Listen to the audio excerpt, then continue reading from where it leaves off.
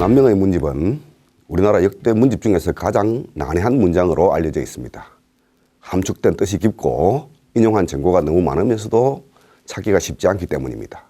남명집 정보나 사업을 진행하면서 이런 내용을 절감하고 있는데, 그러면서도 그 내용의 비밀 파일을 풀어냈을 때의 즐거움도 큽니다. 남명집 정보나 사업 중 그동안 몰랐던 새로운 남명에 얽힌 일화들이 무척 많습니다. 오늘은 그중 3가지 일화를 소개하도록 해보겠습니다. 첫 번째 일화는 남명집의 맨 앞에 수록된 시와 관련된 것입니다. 1604년에 처음 간행된 남명집은 17차례 정도 개간을 거친 것으로 파악되고 있는데, 이 또한 우리 역사상 신기록을 세우고 있는 것입니다. 그렇지만 언제나 남명집에 첫 번째로 수록된 글은 서 건병 정 조장원 원 이준민 서, 즉 칼자루에 써서 장원한 조원에게 주다. 조원은 이준민의 사위이다 라는 시입니다. 시의 내용은 이궁 추태백 상박 광한류 두 해회지의 신유 인불유인데, 그 뜻은 불 속에서 예리한 칼을 뽑아내니 서리광채 월궁까지 뻗쳐 흐른다. 견우북두 사이의 넓은 자리에 정신만 놀게 하고 칼날은 놀지 않게 하게나 라는 것입니다. 남명이 64세에 진사시험에 장원급제한 조원에게 준 이 시가 왜 첫 번째로 수록되었는지는 알 수 없지만, 아마도 경의금으로 상징되는 남명의 사상과 밀접한 연관성이 있기 때문으로 생각이 됩니다. 이 시의 1구와 2구는 조원이 열심히 공부하여 월궁에 있는 개수나무를 꺾은 일, 즉 진사시에서 장원한 사실을 축하하고, 3구와 4구에서는 마음에 원대한 뜻을 품고 정신은 자유롭게 논으로도 칼날은 함부로 놀리지 말라는 충고를 담았습니다. 장자의 포정해우 고사에서 따온 말로서 칼솜씨, 즉 여기서는 장원한 글재주를 뽐내지 말라는 의미를 담았습니다. 남명이 이 시를 새겨서 준 칼이 누구의 것인지 나타나 있지는 않습니다. 그것은 아마도 우리가 흔히 알고 있는 경의금 중의 하나였을 가능성이 매우 큽니다. 최근까지 연구된 바에 의하면 남명의 경의금은 하나가 아니라 적어도 처음에는 최소한 4자루 이상 만들어졌다는 사실을 알 수 있습니다. 19세기에 이르기까지 조선 후기의 선비사회에서는 이 경의금을 한번 보는 것이 큰 관심사였음도 알 수 있습니다. 이 금을 보고서 느낌을 적어 놓은 글들을 몇 가지 접할 수 있기 때문입니다. 선조 수정실록에서는 남명이 내암 정현웅에게 이 경의금을 전하면서 이것으로 마음을 전한다고 한 것으로 기록되어 있을 만큼 남명과 내암의 관계를 부각시키면서 그 징표로 경의금을 언급하고 있습니다. 그런데 남명집은 처음 내암 정현웅이 편집하여 간행하였고, 그 첫머리에 이 시를 수록하였던 것입니다. 남명이 내암에게도 경의금을 주었는지 여부는 알 수 없지만 조원에게는 경의금으로 유치할 수 있는 금을 주었던 사실이 확인되고 있는 것입니다. 바로 이러한 점에서 이 시가 남명집의 첫 번째에 수록된 것으로 볼 수 있지 않을까 하는 생각입니다. 그렇다면 조원은 과연 누구일까요?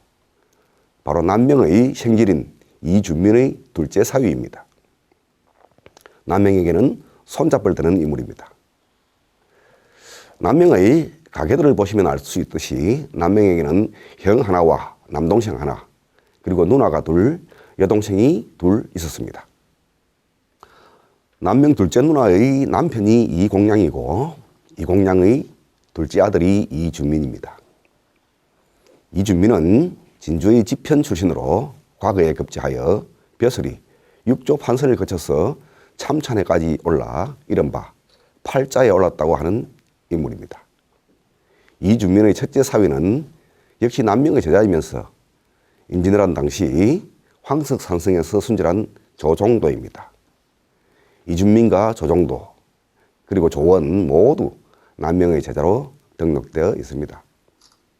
조원은 진주의 검산 출신으로 1564년에 진사장원을 하였고 1572년 29세의 나이로 별시 문과에 급제하여 벼슬이 동부성지에 이른 인물입니다.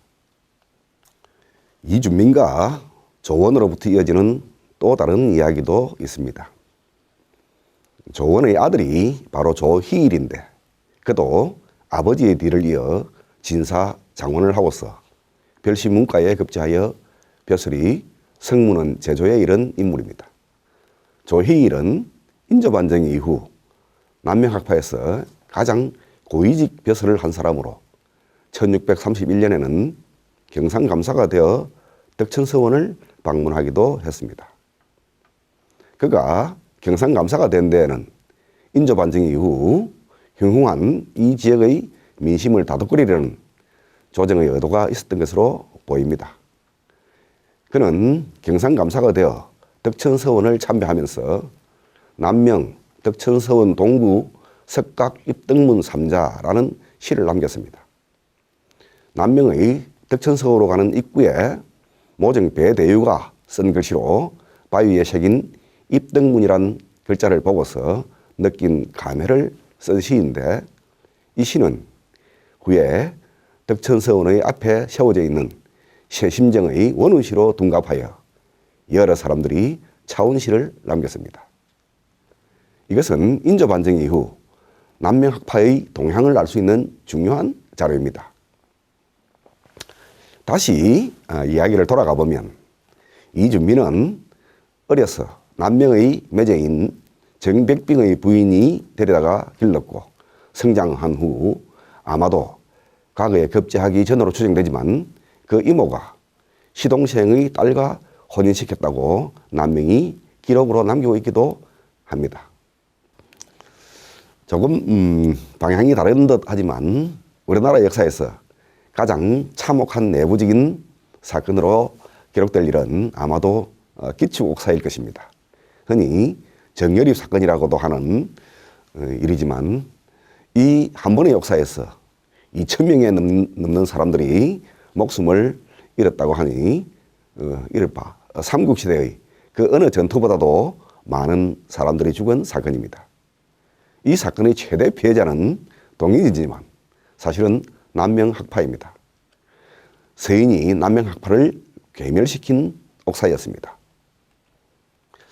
그 일의 중심에 송강정철이 있었습니다. 그런데 놀랍게도 송강정철은 이준민과 이웃집에 살면서 너무나 친하게 지냈습니다. 기축옥사의 위관이 정철이었고 그 당시 이준민은 어머니의 상중이었습니다.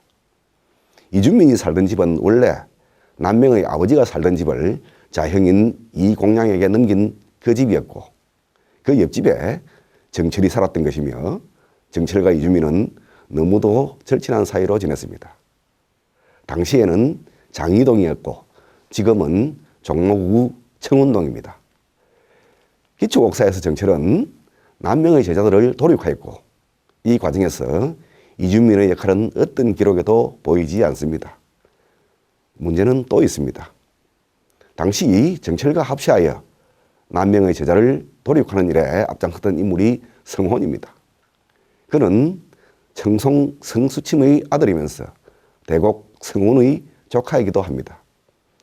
성수침과 대곡은 그 누구보다도 남명과 절친한 사이였습니다.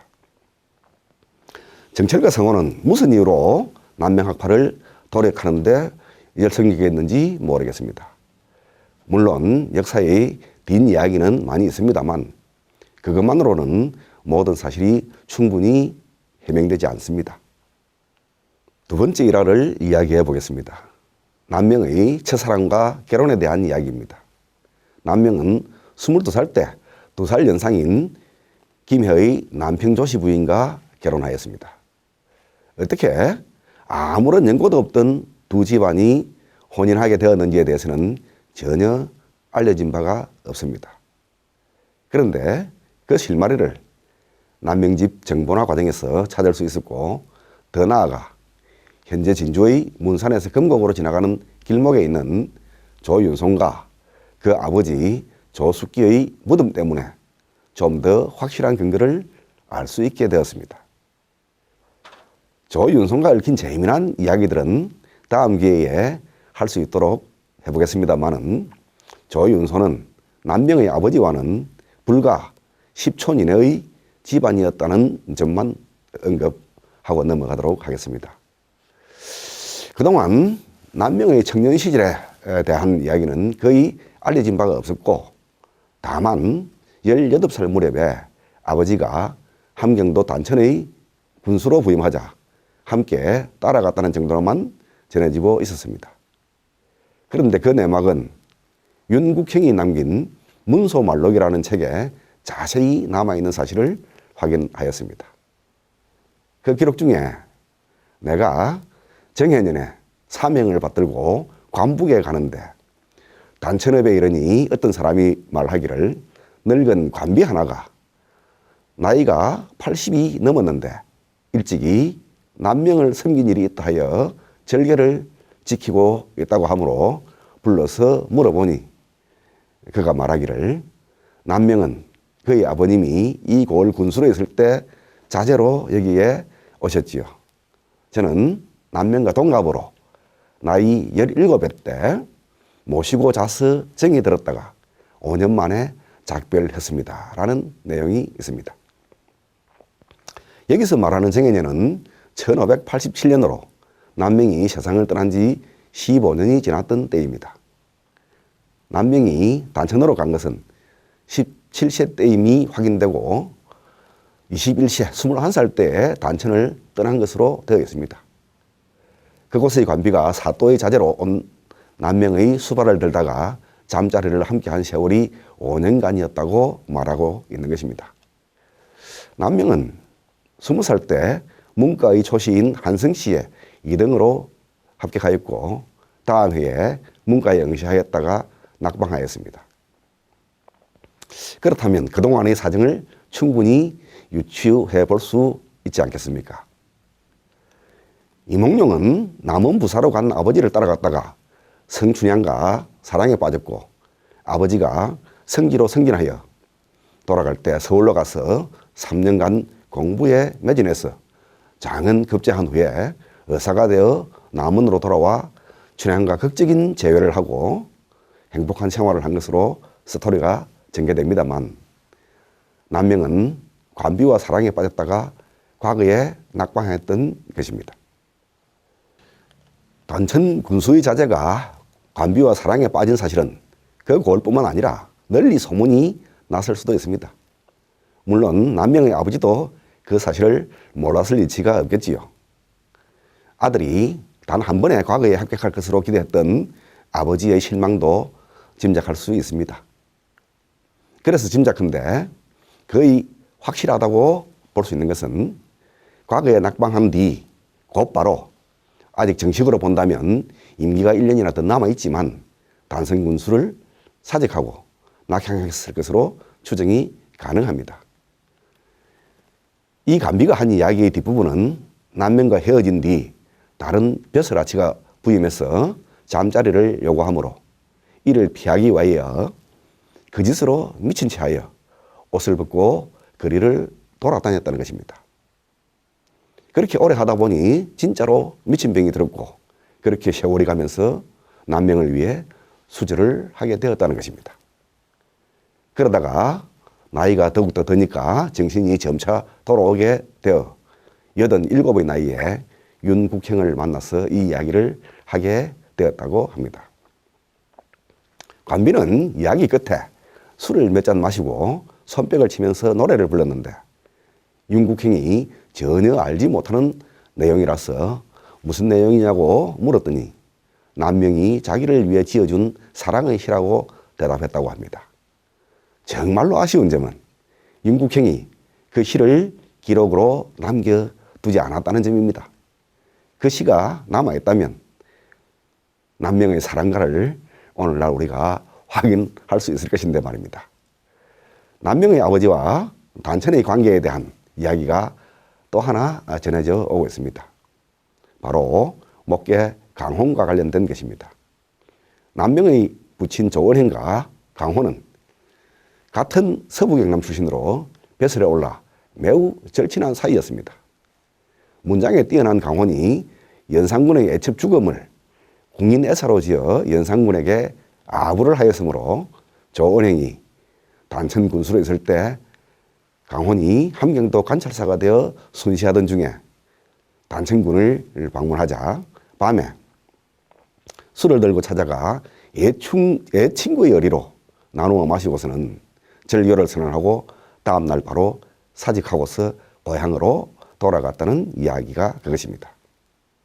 그러나 이 일은 사실일 수가 없는 것이 강호는 이미 1519년에 세상을 떠났으며 조은행의 단성군수 사직은 남명과 관련이 있다고 볼 수 있는 것입니다.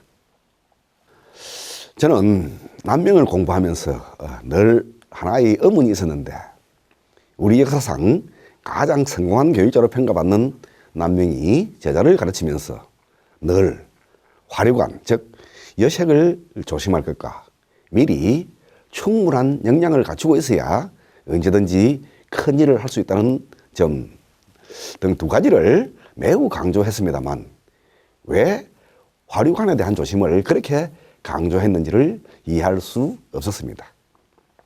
그런데 이와 같은 일화를 접하고 나서 바로 그 이유를 이해할 수 있게 된 것입니다. 젊은 날 자신의 경험을 그렇게 반추한 것이었던 것입니다. 과거에 실패하고 고향으로 내려온 남명은 곧바로 아버지가 나서서 결혼을 추진하게 되었다고 볼 수 있습니다. 여기서 등장하는 인물이 바로 조윤손입니다. 조윤손은 삼포외란에 공을 세우고 나중에는 병조 판서에까지 오른 인물입니다. 조윤손이 아버지의 무덤에 세운 비석에 자신의 벼슬을 전 행웅천 행감, 김해 진관, 백마 절제 도위 겸 감목이라고 써두었습니다. 이것으로 보아 그는 당시 김해 및 현재의 진해인 웅천 등의 해안경비 책임자의 벼슬을 한 것으로 볼 수 있습니다. 그래서 그의 희화에는 그 지역의 토호들이 소속되었고 그는 그들에 대해서 잘 알고 있었던 것입니다. 김해에서 소금장수로 큰 돈을 번 것으로 알려진 조수 집안은 충순이라는 명예직 무관벼슬을 하고 있었습니다. 돈 많은 무관직 집안과 장래가 촉망되는 남명의 혼인이 오늘날 말로 정략적으로 이루어졌고 조윤손이 중매를 썼다고 보면 남명의 결혼에 대한 의무는 완전히 풀리게 되는 것입니다. 남명은 결혼 후에 자녀를 넓게 가진 것으로 알려졌고 특히 아들은 36살에 낳았지만 44살 때 잃었습니다. 아들을 결혼 후 15년 만에 낳았다는 것입니다. 이렇게 자녀를 늦게 두게 된 데에도 사연이 있지 않겠습니까? 내암 정인홍은 스승이 돌아가시고 쓴 행장에서 부인과는 사이가 좋지 않았지만 평생 은희를 끊지는 않았다고 기록하고 있습니다. 남명이 어머니가 돌아가신 뒤 3년상을 마치고 김해로 돌아가지 않은 사실, 그리고 부인도 삼가로 와서 남명과 같이 살지 않은 점 등을 볼 때 우리는 어떤 사실을 짐작할 수 있습니다. 또 남명에 대해서 전해오는 설화의 내용 중에 여인과 관련되는 내용이 몇 가지 있고 그 지방이 관서라는 점도 의미가 있으며 그 중에는 남명을 사모한 여인이 구렁이로 화하여 산천제의 벽장 속에 있었다는 그런 설도 있습니다. 그러한 이야기들이 시사하는 바가 이 관비와 연관된 것이라고 볼 수 있지 않겠습니까? 남명은 평생 벼슬에 나가지 않고서도 지조를 지키며 살았는데 이에는 집안 살림을 맡은 부인의 은혜가 있었던 것이며 남명은 부인을 진정으로 사랑하지는 않았지만 부인의 은혜에 대해 평생 의리를 지켰다는 말이 바로 정인홍의 짧은 글 속에 들어있는 내용으로 볼 수 있겠습니다. 지금도 부인의 무덤은 김해에 있으며 자신이 낳은 딸과 나란히 정경부인이라는 정일품의 풍경과는 전혀 어울리지 않는 초라한 봉분으로 남아 있습니다. 다음에 기회가 있으면 남명의 부실에 대한 이야기를 하면서 남명과 여인에 대한 다른 이야기를 이어가도록 해보겠습니다. 오늘의 마지막 이야기인 세 번째 일화를 이야기해 보겠습니다. 바로 남명이 당시에 사주를 보았다는 내용입니다. 남명집은 여러 차례 개간되면서 많은 변화가 있었는데 그 변화 중 학관 근응인에게 주는 편지라는 이 글은 처음에는 수록되었다가 임술본에서부터는 문집에서 빠지게 된 것입니다. 문집에서 빠지게 된 이유가 바로 그 내용 중에 남명이 사주를 보았다는 것이 있기 때문이 아닐까 추정됩니다. 이 이야기는 사주명리학의 전문가 중 하나로서 우주의 원리, 운명의 비밀이라는 책을 집필하여 2022년도에 세종도서로 선정된 바 있는 저에게는 매우 흥미로운 주제입니다. 남명이 70살 무렵에 보낸 편지에 다음과 같은 내용이 있습니다. 지금 김봉사를 통해 들어보니 아마 수행에 도착했을 터인데 며칠이나 머물 것인가? 붙여준 오주는 영감에게 전달하지 못했는가? 반드시 영공이 한가히 지내면서 공무가 없을 때를 기다려서 보여주게. 서둘러서 전할 필요는 없네. 다만 공의 행차가 갑자기 떠나 다시 진언할 기회가 없을까 염려되네. 이 늙은이는 나이 70이니 아무것도 관심이 없고 오직 한촌의 무덤길만 보인다네. 자제들이 없으니 하루아침에 영영 떠나면 산길이 험난하여 관을 운반하기가 제일 난감한 일이라네. 만약 수명을 다하는 날을 안다면 선산 언덕으로 자리를 옮겨 천명에 순응하는 것 오직 이것뿐일세. 사실대로 알려주게. 미혹해서 그렇다네.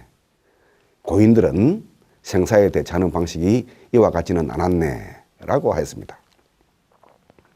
누구인지는 모르겠지만 수군절다사로 있는 어떤 사람이 사주를 잘 본다고 알려져 있었는데 제자인 권응인이 그를 만나러 간다고 해서 남명이 자신의 사주를 적어 보내면서 자신이 언제 죽을 것인지를 보아달라고 한 것입니다.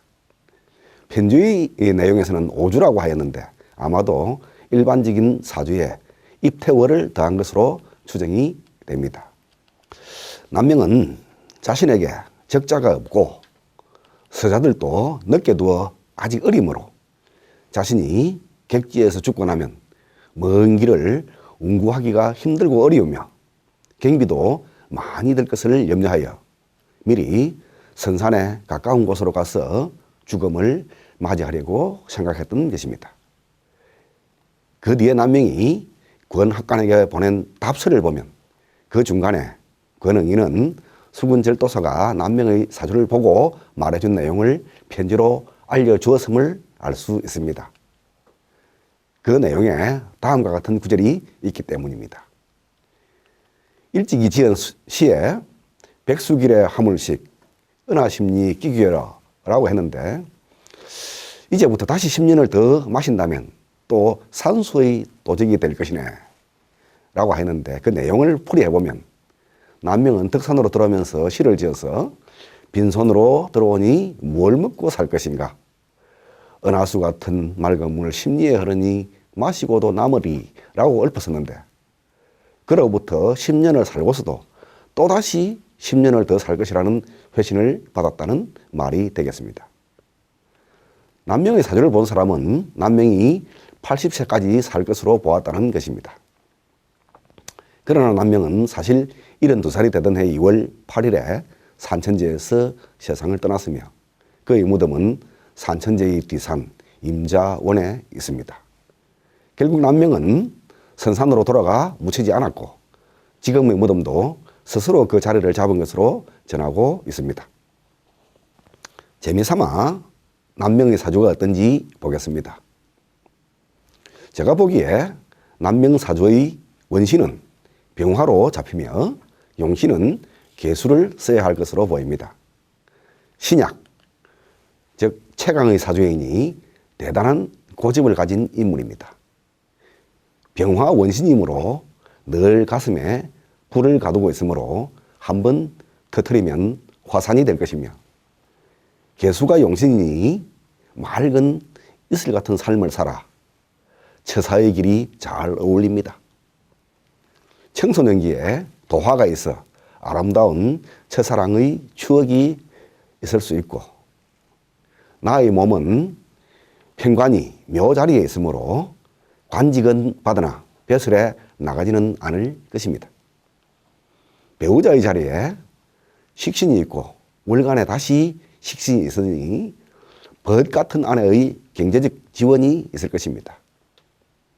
시주에 정제와 정관이 있으니 노년에 아내의 뒷바라지가 좋겠고, 사후에 영의정 추정도 그냥 주어진 것은 아닐 것입니다. 사주를 보고서 대략 8가지 살 것이라고 했지만 그 사주 감정은 엉터리였습니다.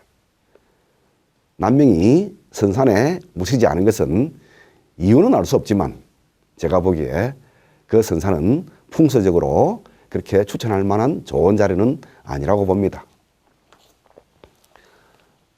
남명이 사주를 본 이야기는 그 뒤의 인물인 조극선의 기록에서도 확인됩니다. 그의 문집인 야곡집에 보면 남명의 편지글을 인용하고서 사주를 본 수군절도사가 남명의 수명이 이런 둘인 줄을 모르고 감정한 것이라면 그의 사주 감정은 믿을 수가 없는 것이며, 또 아니면 알고서도 남명을 위로하기 위하여 장수할 것이라고 했다면 그 말은 올바르지 않은 말이므로 또한 믿을 수 없다고 하였습니다. 남명이 사주를 보았다는 사실이 중요한 것이 아니라 그가 편지의 말미에서 이야기했듯이 자기가 알고 싶은 것은 오직 죽을 시점이었을 뿐이고, 고인들이 생사에 대처하는 방식은 이와 같지 않았다라는 말에서 엿볼 수 있듯이 남명도 수양을 통해서 삶과 죽음이 자연스러운 이치라는 사실을 잘 알고 있었으면 그의 임종을 지켜보면서 기록으로 남긴 동강 김우홍의 행록을 통해서 자세히 알 수 있습니다. 오늘 남명의 일화 이야기는 이상으로 마치겠습니다. 감사합니다.